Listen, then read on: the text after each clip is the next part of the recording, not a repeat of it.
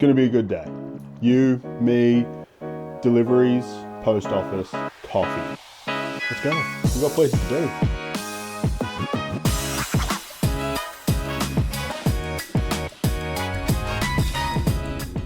So my current issue at the moment, which isn't much of an issue, is I have a lot of projects on the go. And I'm starting to lose count of which ones are the most important. I was thinking about setting deadlines, but that kind of defeats the purpose on a few of them. Some have key deadlines, we'll go through those. But majority of my own enjoyment, it's just so I have them. It gives me a reason to paint, gives me a reason to kit bash, etc. That's what we're off to go to the post office for, actually. There's another one of these projects. I found this website through YouTube and through watching other people's content called the Sprue Dude in the States, where you buy individual sprues. And I thought, fuck, that's a brilliant idea. Why don't we have that here in Australia? So I did some Googling. We do. It's called the War Library. I jumped on there, ordered some sprues. They arrived the other day. I missed the postman, so we're off to go pick them up. The sprues that I got are for two reasons. One, my new Antioch warband, and two, I want to make a Heretic Legions warband. Preferably Naval Raiders, but I think I'm just going to do a basic one. I was thinking about, how do I get people into the hobby? How do I get people into Trench Crusade? What's the easiest way of doing that, other than being like, hey, come to my house, or let's meet somewhere. I have both warbands for you. I have all the terrain. I have all the dice. You just come and play. And then we can talk about what warband you like. If you want to make your own, if you want to go down the path of, Iron Sultanate, whatever, it doesn't matter. The whole point is that their first game, they don't need to stress about not having the minis. I've got it all. Got it all ready to go. So based on that logic, I need some heretics. Heretics versus NA, the basic matchup. I also just bought the Trench Crusade sniper kit because I was looking at the back of it and saw that there's a good amount of flexibility in the sprue. There's a fair amount of extra parts, etc. So I'm hoping I can use that, go from it making 2 sniper priests to me kit bashing in, let's say 2 sniper priests, maybe a cleric, and just another yeoman or a shock trooper perhaps. Or I'll steal some bits for Heretic Legion stuff. Either way, we'll have to wait and see.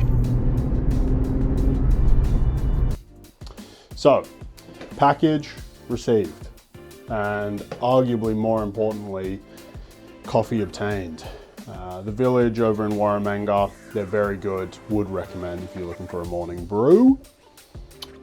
On the way home, I was thinking about all the different projects and figured easiest way to do it is to list it all out.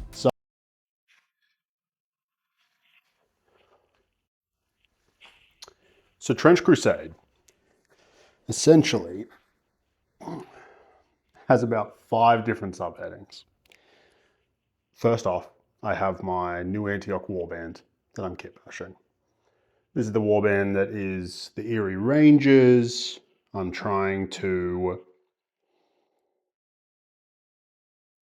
still kind of trying to figure out their lore. Still figuring out what they want to look like.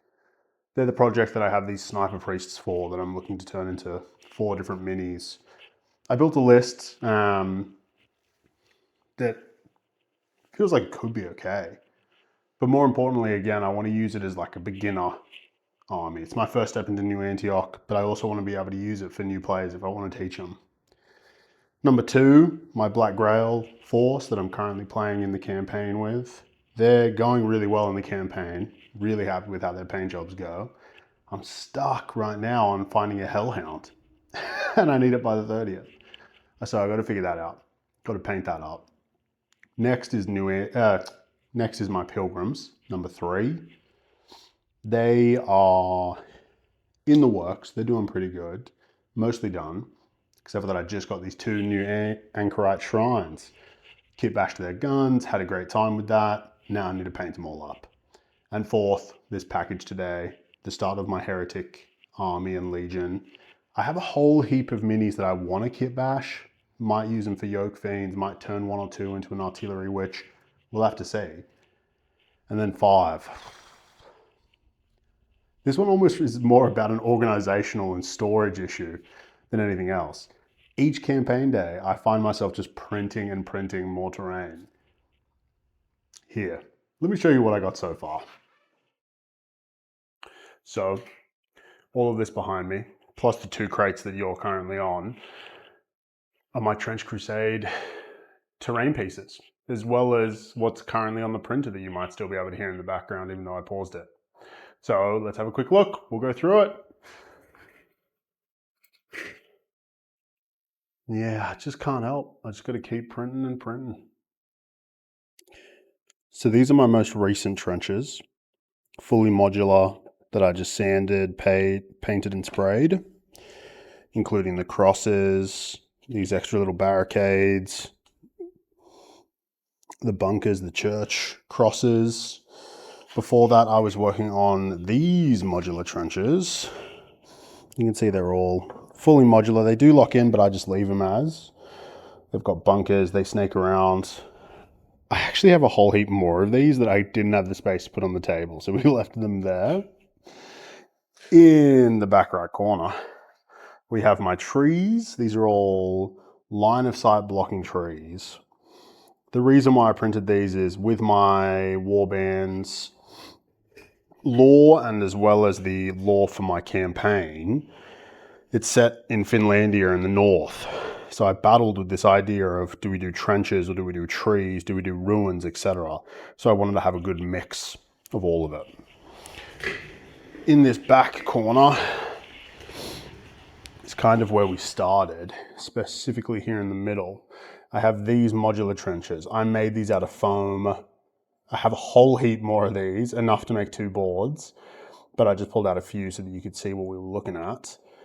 And then finally, my newer ones, I got this foldable ruins, which are amazing. We'll see if we can get a better shot. So if I take this one here, for example, move it into the lights. See, it looks like a good barricade. I need to spray it and paint it. They come with a second floor, which is how the other ones are set up.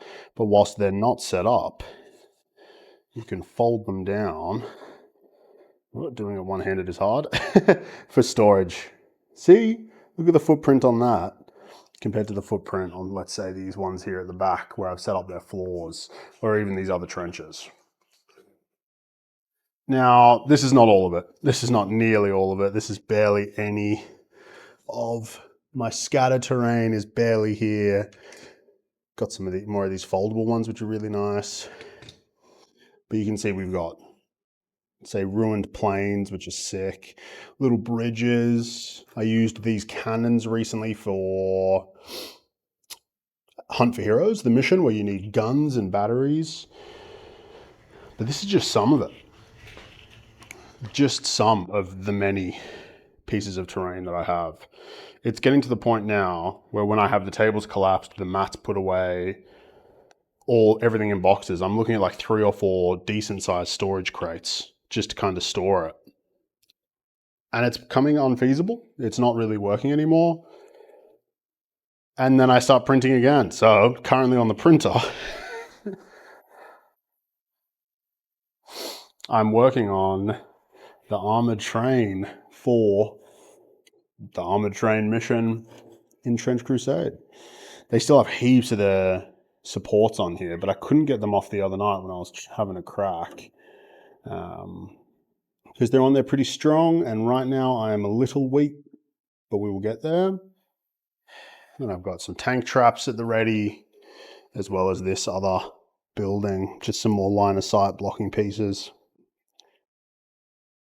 It's kind of an addiction, printing terrain. Ever since I got a printer, it's all I can think about is what can I print next? What is the next piece of terrain that will make my players freak out when we're in the deep, dark trenches of Trench Crusade? Thanks for watching this video. It was a bit hard to film. I tried to pull in some more content and try some new things. If you have any points, comments, anything at all, it'd be greatly appreciated. Feel free to message me, comment, whatever. Anyway, till the next one, thanks.